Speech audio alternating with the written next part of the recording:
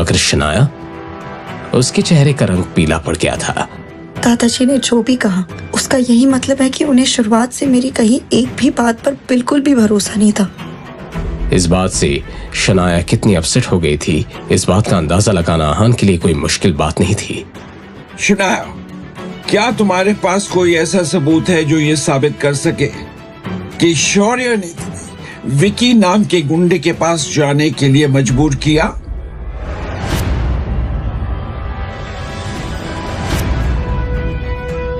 है कोई सबूत? क्या होगा शनाया का जवाब? क्या शनाया अपनी बेगुनाही साबित कर पाएगी या फिर शौर्य इस लड़ाई में जीत जाएगा? इस सिचुएशन में आहान का क्या रिएक्शन होगा? अगर शनाया को कुछ भी हुआ तो क्या? तो मैं भूल जाऊंगा कि आप शनाया के दादाजी हैं। Really? शनाया, आज तुम इसके साथ चली गई तो अच्छा नहीं होगा।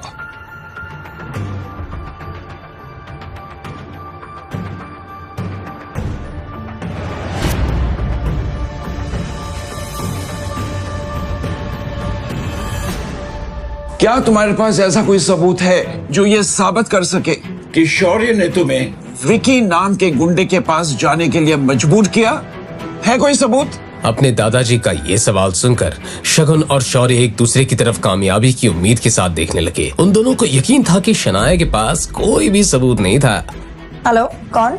मैं शौर्य, और अगर आहान की जान बचाना चाहती हो तो विक्की भाई के अड्डे पे पहुंचो। मैं तुम्हें लोकेशन भेज रहा हूँ। दादाजी, मेरे पास सबूत है। उस दिन शौर्य ने मुझे कॉल किया था और मैसेज में ये साफ लिखा था कि अगर मैं उस अड्डे पर टाइम पर नहीं पहुंची तो आहान को कुछ भी हो सकता है।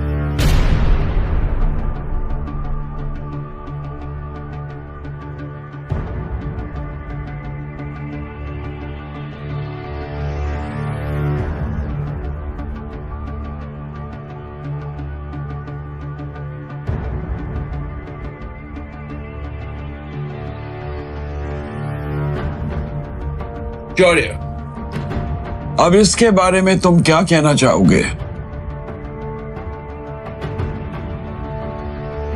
दादाजी, शनाया को शायद कुछ गलत फहमी हुई है, क्योंकि ये मैसेज जिस नंबर से आया है ये मेरा नंबर है ही नहीं, और ना ही मैंने कोई कॉल किया। ये सुनकर शनाया हैरान रह गई, अपना मोबाइल देखने लगी, मगर शौर्य की बात तो सच थी। वैसे शनाया सच कह रही है और शौर्य ही गलत है। ये प्रूव करना मेरे लिए इतना मुश्किल नहीं है, लेकिन मैं चाहता हूँ कि शनाया को इस हादसे से सबक मिले, ताकि अगली बार जब कोई शनाया को फ्रेम करने की कोशिश करे तो वो इतनी आसानी से किसी के चुंगल में ना फंस जाए। इसका मतलब ये है कि शनाया के पास कोई ऐसा सबूत नहीं है जो साबित कर सके कि शौर्य ने कुछ गलत किया है या वो गलत है। दादाजी, मैं एक औरत होके इतनी सीरियस बात के बारे में झूठ क्यों कहूंगी? अपने मतलब के लिए तुम दादाजी से सिंपैथी लेना चाह रही हो। आनंद गिल के एक्सप्रेशन से ये बात साफ थी कि अब उन्हें शनाया पर बिल्कुल यकीन नहीं था। शनाया, मैंने तुम्हें हमेशा अपनी सगी बहन के जैसा माना है, और तुम मुझ पर ये झूठे इल्जाम लगा रही हो। आखिर क्यों? एक प्रोजेक्ट के लिए। अरे तुम मुझसे कह देती, मैं खुशी खुशी तुम्हें दे देता। और मुझे ऐसा लगता है कि ये सब ना इस आहान की वजह से हो रहा है, इसी ने तुम्हें हमारे खिलाफ भड़काया है। छी आहान। आहान को ये सब सुनकर भी गुस्सा नहीं आ रहा था। असल में वो तो दिल ही दिल में शौर्य की इतनी चालाकी से हैरान रह गया था। अब शनाया का सब्र अंजाम दे गया था। वो अब एक एक करके अपने ही रिश्तेदारों के असली और घटिया चेहरे देख रही थी।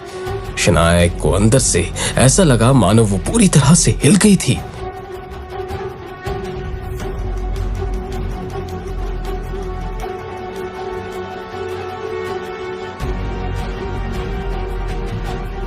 मगर तभी उसे अपने कंधे पर एक छुअन महसूस हुई। ये छुअन शनाया को अपनेपन की गर्माहट दे रही थी।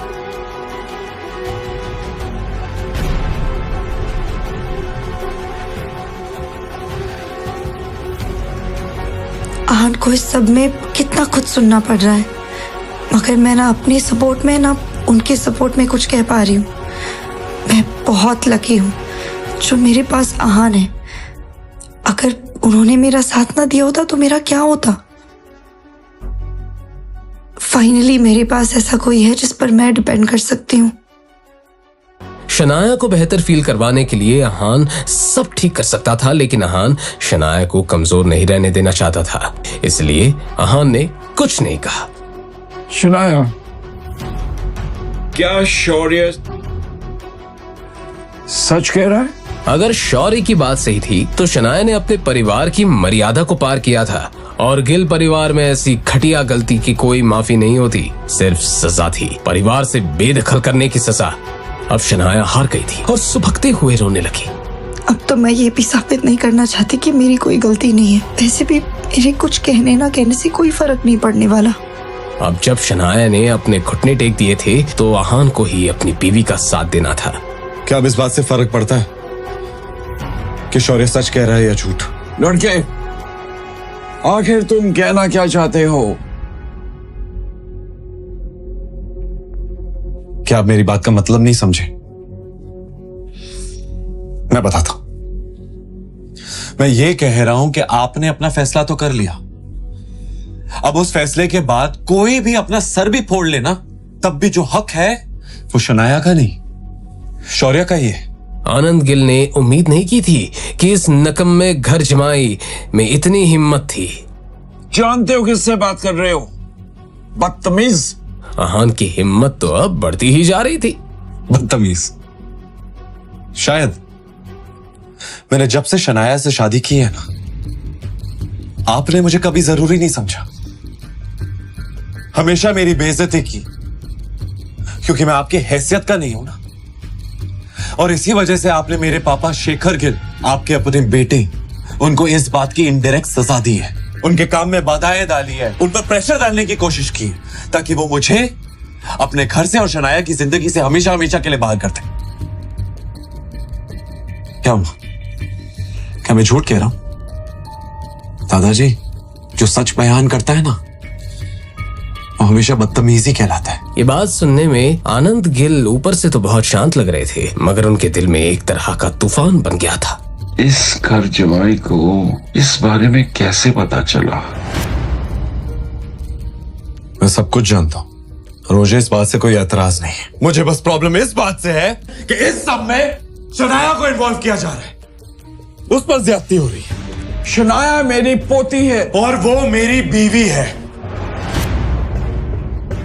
आप मुझे चाहे जितना परेशान कीजिए, मैं चुपचाप सह लूंगा, पर शनाया को नहीं, उसे जरा सी भी तकलीफ नहीं होनी चाहिए। और अगर तकलीफ हुई तो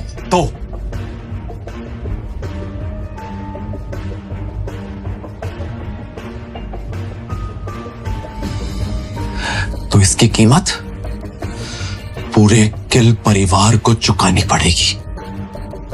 अहान की ये बात सुनकर शनाया इमोशनल होकर रोने लगी। पापा सही कहते हैं, मेरे पास हमेशा से हीरा है, मगर उस हीरे ने हमेशा कोयला होने का दिखावा किया। धमकी दे रहे हो मुझे?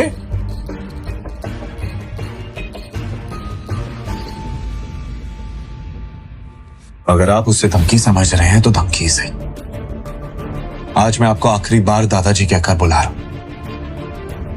आगे से अपना ध्यान रखिएगा।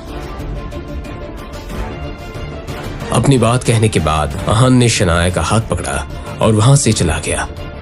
शनाया को इस बात का एहसास था कि गिल परिवार से उसका रिश्ता टूट चुका था। पहले कभी शनाया ने इस बारे में सपने में भी नहीं सोचा था। शनाया को तो बस इसी बात की तसल्ली थी कि इस सब में वो अकेली नहीं थी, अहान उसके साथ था। शनाया को कुछ खोने का गम नहीं था, वो तो बस जो था उसी के साथ खुश थी। शनाया को रियलाइज हुआ कि असली अहान ऐसा दिखता था, इतना कॉन्फिडेंट, इतना ब्रेव।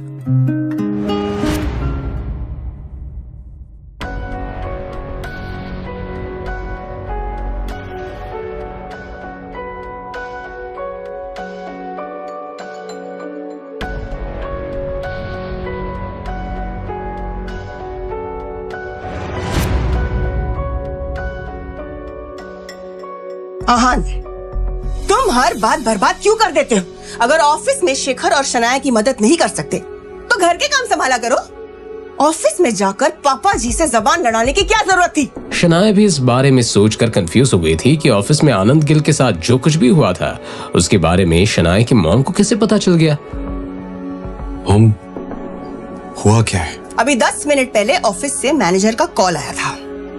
कह रहा था शनाया को इनाम के तौर पर मिली 6 मंजिली बिल्डिंग और ऑफिस में उसकी पोजीशन को खारिज कर दिया गया है। ऐसी बात नहीं थी कि आहान और शनाया ने इस बात की उम्मीद नहीं की थी। तुम्हें पता है ना आहान, स्प्रिंग कॉर्पोरेशन की डील के लिए शनाया ने कितनी मेहनत की थी? तुम्हारी वजह से वो अपना सब कुछ गवा चुकी है। चलो एक बात के लिए वो ठीक है, लेकिन तुम्हें पापा जी से बहस करने की क्या जरूरत थी? तुम्हें पता है ना, पापा जी इस परिवार के बड़े हैं, उनसे बदतमीजी करने की और जबान लड़ाने की जरूरत क्या थी?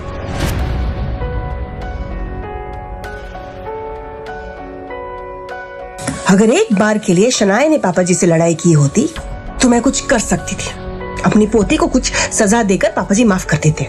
लेकिन यहाँ इसके अंदर इतनी हिम्मत कहां से आ गई? अब कुछ नहीं हो सकता। आहान ने शनाया और उसकी फैमिली को बहुत बड़ी मुसीबत में डाल दिया था।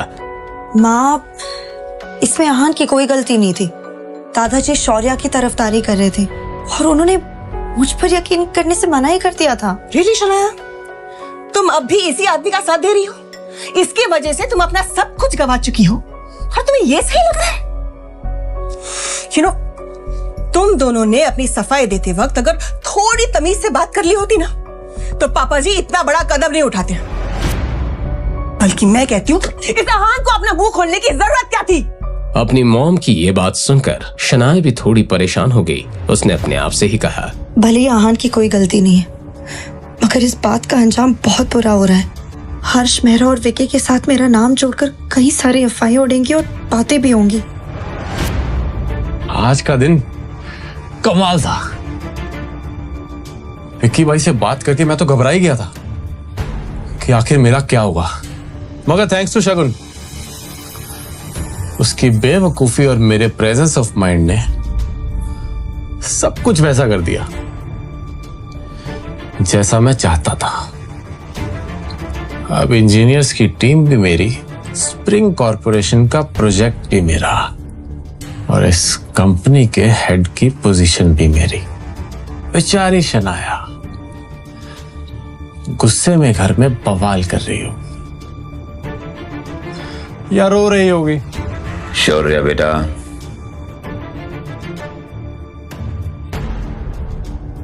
हमें स्प्रिंग कॉर्पोरेशन जाना है। हमारे प्रोजेक्ट की आज पहली मीटिंग है। ये सुनते ही शौर्य के चेहरे पर छाई हुई खुशी कहीं गायब हो गई। मुझे ये प्रोजेक्ट किसी भी हालत में चाहिए। तू मुझे कीमत का रौब दिखा रहा है? पिछली बार जो कुछ भी हुआ था उसके बाद शौर्य को उस बेइज्जती के सपने भी आते थे। क्या वहां जाना जरूरी है क्या? प्रकाश चाचू को भेज देते हैं, और वैसे भी अब इस प्रोजेक्ट में डिस्कस करने लायक बचा ही क्या है। तुम इस प्रोजेक्ट के हेड हो और प्रकाश या कोई और वहां जाएगा तो क्या कर लेगा? और वैसे भी हर्ष मेहरा अब हमारा कुछ नहीं बिगाड़ सकता। हमारे पास लीगल कॉन्ट्रैक्ट है जिसे कि उसने खुद साइन किया है। ठीक है पापा, चलिए। शौर्य ये सोचकर मान गया था कि दिल्ली से रायजादा परिवार से दोस्ती करने का ये एक लौता मौका था, मगर रायजादा खानदान के असली वारिस से तो शौर्य के अलग ही मसले थे। भले ही हान की कोई गलती नहीं थी, मगर इस सब का अंजाम बहुत बुरा हो रहा था। अब भी वक्त है, हालात की नजाकत को समझो और जाकर पापा जी से माफी मांगो। जो कोई भी सजा देंगे उसे चुपचाप मान लो। शेखर अभी हॉस्पिटल में है, शनाया अपना जॉब खो चुकी है। ऐसे में ये घर कैसे चलेगा? मैं नहीं जानती। अभी के अभी जाओ और पापा जी के सामने अपने घुटने टेक दो। मिसेस यामिनी गिल के पॉइंट ऑफ व्यू से यही एक रास्ता था कि जिससे चीजें कुछ ठीक हो सकती थी, मगर अगले ही पल जब आहान ने अपना मुंह खोला तो मिसेस यामिनी गिल के साथ साथ शनाया भी दंग रह गई। मैं आनंद गिल से माफी नहीं मांगूंगा, उन्हें तो शनाया से माफी मांगनी चाहिए। आहान के आखिरी शब्द सुनकर मिसेस यामिनी गिल की बोलती ही बंद हो गई। व्हाट? तुम्हारा दिमाग ठीक है? मुझे लगता है तुम्हारा दिमाग खराब हो गया है। मॉम, आप मानो या ना मानो, आनंद गिल शनाया से माफी मांगेंगे, उन्हें माफी मांगनी पड़ेगी।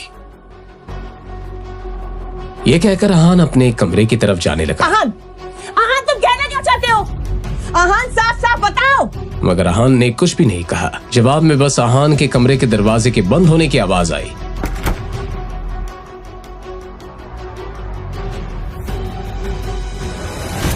जब शौर्य और नीरज गिल बिल्डिंग के अंदर आए, वो दोनों थोड़ा नर्वस थे, मगर दोनों बाप बेटे इस तरह दिखावा कर रहे थे मानो पिछली बार जिल्लत कभी हुई नहीं थी। नीरज गिल ने शौर्य से कहा, बेटा, हो सकता है कि पूरे दिन तुझे मिल रहा हो, और हो सकता है कि हमें हर्ष मेहरा को मिलने की नौबत ही ना आए। अपने पापा की ये बात सुनकर शौर्य को कंफर्टेबल फील हुआ।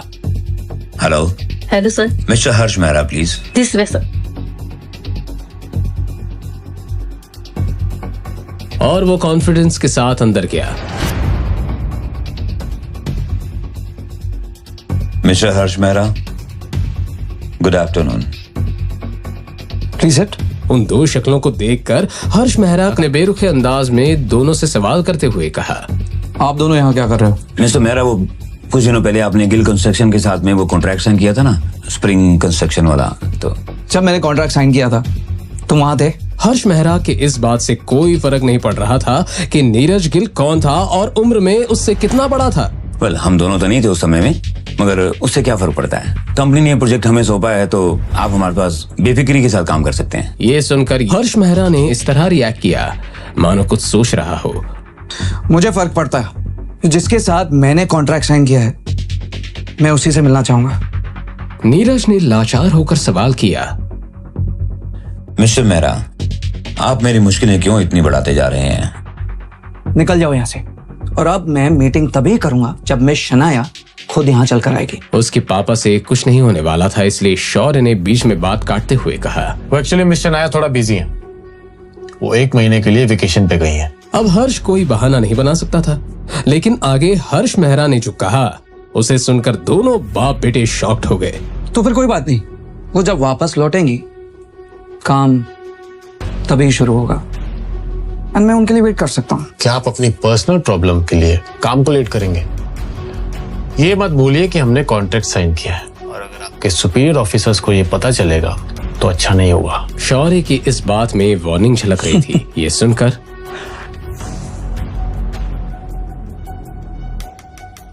तुम मुझे धमकाने की कोशिश कर रहे हो? मिस्टर मेहरा, हम आपको धमकी देने की कैसे कोशिश कर सकते हैं? बात तो यहीं खत्म हो गई थी। हर्ष मेहरा ने वापस से अपनी फाइल पकड़ी और बाप बेटे की इस जोड़ी को जानबूझकर नजरअंदाज करते हुए कहा, तो अगर ऐसी बात है तो निकल जाओ, और अगली बार मैं शनाया के बगैर वापस मत आना। लीव। शौर्य और नीरज एक बार फिर से इस कंपनी में बेइज्जत हो चुके थे।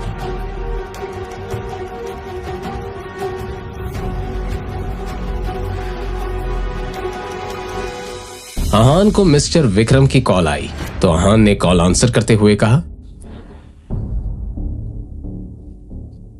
काम हो गया? जी काम हो गया, बाद में बात करते हैं। ये कहकर उसने कॉल काट दिया। इस वक्त आहान किचन में खाना बना रहा था कि तभी शनाया किचन के अंदर आई और उसने आहान से सवाल करते हुए कहा, आहान किससे बात कर रहे थे? शनाया का सवाल सुनकर आहान नर्वस हो गया। उसने बहाना बनाते हुए कहा, ऑफिस से कॉल आया था, आपको भूख लगी होगी ना, खाना बन जाएगा, बस 5 मिनट ना। अपनी बात कहने के बाद वो जा ही रही थी कि शनाया को कुछ याद आया और उसने मोड़कर आहान से पूछा, वैसे आप विकी के अड्डे पर पहुंचे कैसे? आप वहां क्या कर रहे थे? शनाया ने आहान से सवाल करते हुए कहा। जैसे ही आहान ने अपनी वाइफ की ये बात सुनी वो दंग रह गया। आहान ने इस बारे में तो सोचा ही नहीं था। वो विकी के अड्डे के पास ही प्लाजा बार है ना, वहां मेरे कलीग की एक शादी होने वाली है तो पार्टी वहीं देने के लिए कहा था, तो वहीं जा रहा था और शौर्य को अंदर से आते हुए देखा तो मुझे शक हो गया। ओके, तो आपने अंदर आकर मुझे अकेले उन गुंडों से बचा लिया? मैंने पुलिस को कॉल किया था। पुलिस के बारे में सुनकर शनाया को आहान पर यकीन हो गया था। आखिरकार आहान की जान में जान आ गई। तो आपके ऑफिस में काम करने वाले लड़के ने आपको प्लाजा बार जैसी जगह पर पार्टी दी, वो इतना खर्चा कर सकता है? शनाया बहुत स्मार्ट थी और जितना आहान की सैलरी थी उससे 5-10 हजार ज्यादा खर्चा प्लाजा बार जैसे जगह पर एक वक्त के खाने और ड्रिंक्स पर होता था। इसलिए शनाया का सवाल लॉजिकल था। जी सही है, खर्चा तो हम कर ही नहीं सकते। शनाया जानती थी, इसलिए वो अब सवालिया नजरों से आहान की तरफ देखने लगी। ऑफिस से वाउचर्स मिले थे इसलिए हम वहां गए थे। अब तो शनाया के पास सवाल करने की कोई जगह ही नहीं बची थी, इसलिए उसने हाँ में सर हिलाया और जाकर डाइनिंग टेबल पर बैठ के अपने खाने का इंतजार करने लगी। आहान खाना बनाने पर फोकस करने लगा।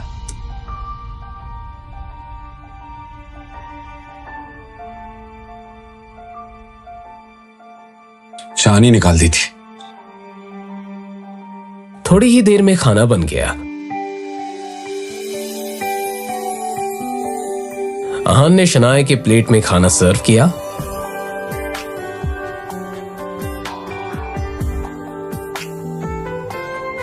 आप सोते वक्त खराटे लेती हैं शनाया? आहान की बात सुनकर शनाया हैरान रह गई।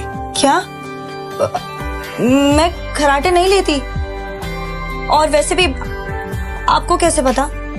आप झूठ बोल रहे हैं। मैं झूठ बोल रहा हूं? कल रात हम साथ में सोए थे और आप इतनी जोर जोर से खराटे ले रही थी कि काफी देर तक तो मुझे नींद नहीं आई। ये आहान खराटों के बारे में क्यों बात कर रहे हैं? मुझे बहुत ही ऑकवर्ड फील हो रहा है।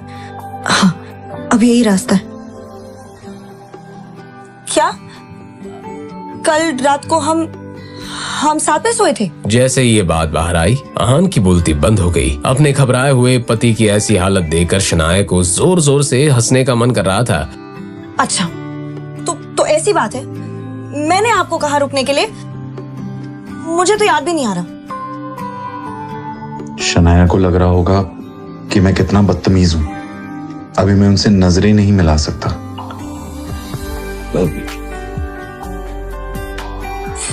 वो मैं हलवा बनाना भूल गया। मीठे के बिना तो खाना अच्छा भी नहीं लगेगा। आप आराम से खाइए, मैं अभी हलवा लेकर आता हूं। अपनी बात कहने के बाद आहान तुरंत किचन की तरफ चला गया। उसे ऐसे जाते हुए देखकर शनाया की हंसी छूट गई। खिलखिलाकर हंसने के बाद शनाया ने अपने आप से ही कहा, ये आहान भी ना, इन्हें चिढ़ाने में एक अलग ही मजा आता है।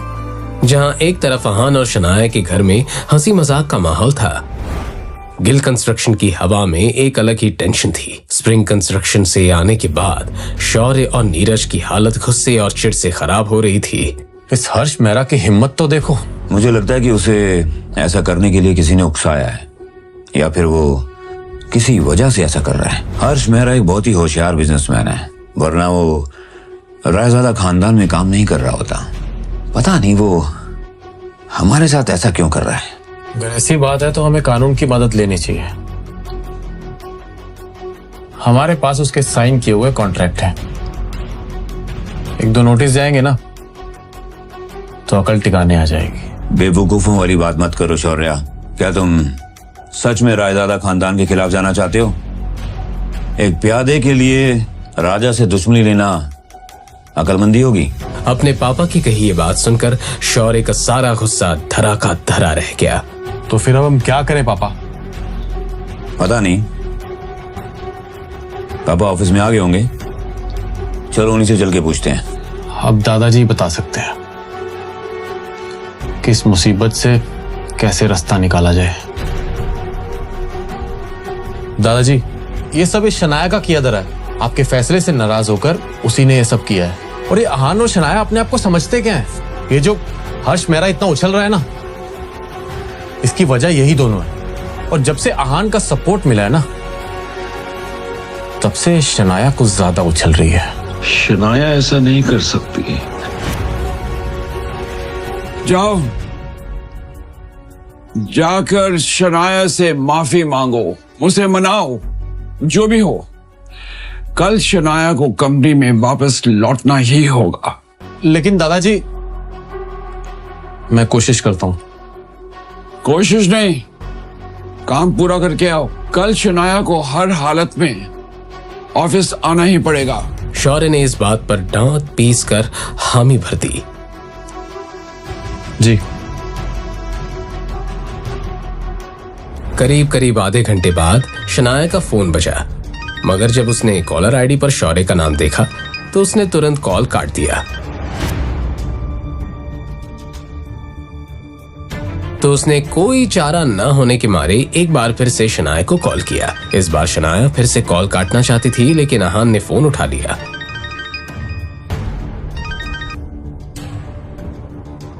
क्या बात है? शनाया कहाँ है? मुझे उससे बात करनी है। अहान को ऐसे ही किसी जवाब की उम्मीद थी। सॉरी। अरे तो उसे जल्दी उठाओ, मुझे उससे बहुत जरूरी बात करनी है। शौर्य की बात के जवाब में अहान ने बिना कुछ कहे कॉल काट दिया। दूसरी तरफ से बज रही बीप को सुनकर शौर्य गुस्से से तिलमिला उठा। अरे बेटा, एक बार फिर फोन कर ले।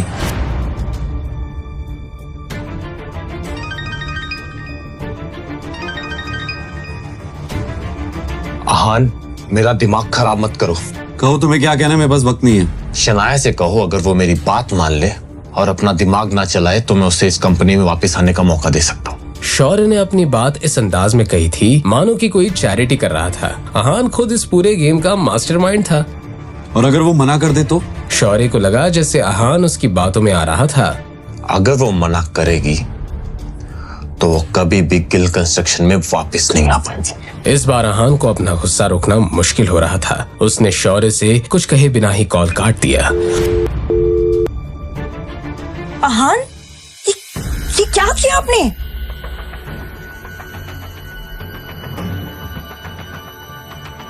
क्या शनाया अहान से नाराज हो गई थी? अब अहान उसे कैसे मनाएगा? क्या होगा शौर्य और नीरज गिल का अगला कदम? जानने के लिए सुनते रहिए पॉकेट एफएम।